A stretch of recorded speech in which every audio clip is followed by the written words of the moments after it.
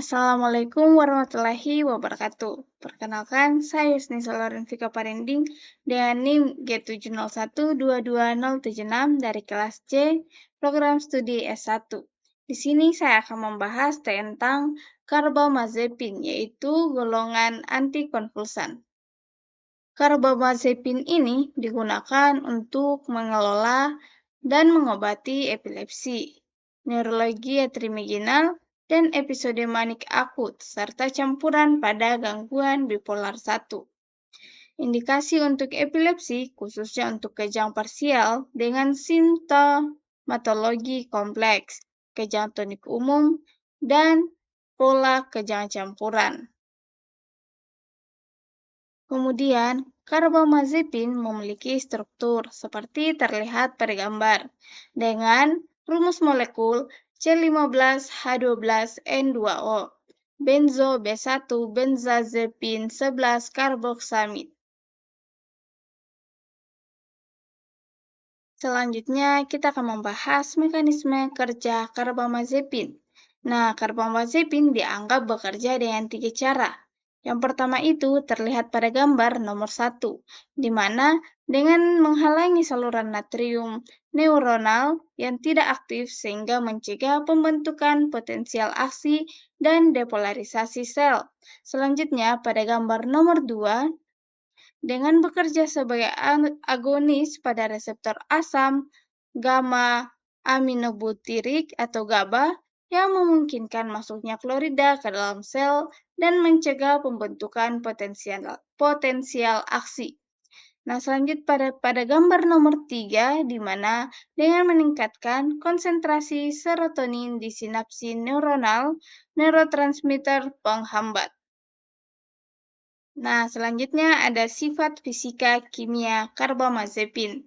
Dengan berat molekul 236,27 gram per mol, X-log P3 2,5, jumlah donor ikatan hidrogen sebanyak 1, jumlah penerima ikatan hidrogen sebanyak 1, jumlah atom berat sebanyak 18, kompleksitas 326, dan jumlah unit yang terikat secara kovalen sebanyak 1.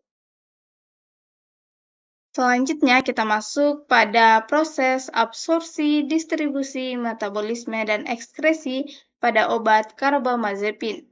Nah, yang pertama ini adalah absorpsi, di mana struktur netral dan lipofilik karbamazepin memungkinkan obat ini melewati membran usus secara pasif melalui difusi, sehingga diserap cukup baik di saluran cerna. Namun, karena kelarutannya rendah dalam air, kecepatan disolusi menjadi faktor pembatas dalam absorpsi oralnya. Sehingga meskipun permeabilitasnya tinggi, bioavailabilitasnya hanya sekitar 70-80%. Yang kedua, distribusi. Sifat lipofilik karbamazepin memungkinkan menembus darah otak, sehingga efektif untuk mengatasi gangguan sistem saraf pusat seperti epilepsi.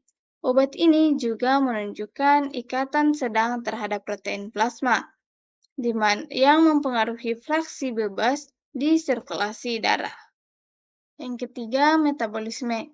Struktur karbamazepin yang mengandung gugus aromatik dan amida membuatnya menjadi substrat enzim hati, khususnya CYP3A4, yang mengubah menjadi metabolit aktif, yaitu karbamazepin 10,11 epoksid. Karakter struktur ini juga menyebabkan karbamazepin mampu menginduksi enzim-enzim hati, sehingga mempercepat metabolisme dirinya sendiri dan mengubah waktu paru seiring penggunaan jangka panjang. Yang keempat yaitu ekskresi. Sebagian besar karbamazepin dieliminasi melalui urin dalam bentuk metabolit terkonjugasi, seperti glukuronida dan produk oksidasi. Struktur netral dan tidak terionisasi karbamazepin membuatnya sulit dikeluarkan langsung dalam bentuk utuh, sehingga metabolisme menjadi langkah utama sebelum ekskresi. Selanjutnya, hubungan struktur dengan atme karbamazepin. Model karbamazepin menerapkan metabolisme oleh CYP3A4 dan CYP2C8 untuk menghasilkan karbamazepin 10,11 epoksida. Metabolisme oleh CYP2B6 dan UDP glucuroniltransferase 2B7 dan filtrasi glomerulus. Model karbamazepin 10,11 epoksida menerapkan metabolisme oleh epoksida hidroksilase 1 dan filtrasi glomerulus. Obat ini diklasifikasikan oleh FDA sebagai penginduksi kuat atau area di bawah kurva konsentrasi plasma waktu. Penurunan obat karbon lebih atau sama dengan 80% dari sitokrom P450, CYP3A4, dan CYP2B6. Nah, lebih jauh lagi, karbamazepin sendiri juga dimetabolisme oleh enzim masing-masing. Dengan metabolisme melalui CYP3A4 menjadi metabolit aktif secara farmakologis. Karbamazepin 10,11 epoksida sebagai salah satu rute eliminasi utama. Akibatnya, karbamazepin menginduksi metabolismenya sendiri, serta obat lain selama pemberian beberapa dosis. Kemudian ada rancangan modifikasi struktur karbamazepin.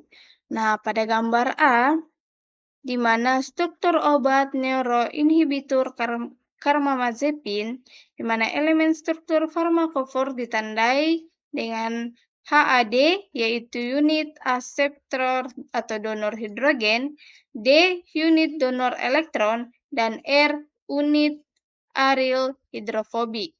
Nah, pada gambar B terdapat analog azobenzena, karbamazepin yang dilinearisasikan dan dibuka cincinnya dengan substansi orto, meta, dan para di cincin kiri. Mereka masing-masing diberi nama karbamazepin 1, 2, dan 3. Isoform trans yang dirileks gelap atau kiri diubah fotonya menjadi isomer cis atau kanan. Kemudian pada gambar 3, pada gambar yang C, substitusi pada cincin kanan varian orto B. Diberi nama karbamazepin 4 hingga 7. Kemudian pada gambar D, analog azobenzena yang dijembatani oleh karbamazepin yang diberi nama karbadiazosin. Kemudian yang mengalami relaksasi kiri diubah menjadi isomer trans, yaitu kanan. Nah, di sini telah diteliti hubungan struktur aktivitas karbamazepin untuk mengidentifikasikan posisi farmakofor dan interaksinya dalam pori saluran natrium berpagar tegangan, di mana karbamazepin merupakan bagian dari keluarga obat antikonvulsan dengan elemen struktural yang sangat kekal yang mencakup satu cincin aryl, atom donor elektron, dan gugus aseptor atau donor, ikatan hidrogen, yang saling dipisahkan oleh jarak tetap.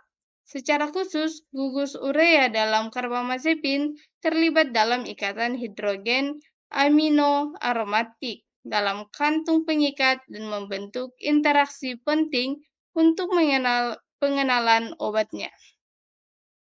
Nah, itulah tadi pembahasan saya mengenai karbamazepin. Semoga apa yang saya sampaikan dapat bermanfaat. Akhir kata, saya ucapkan terima kasih dan wassalamualaikum warahmatullahi wabarakatuh.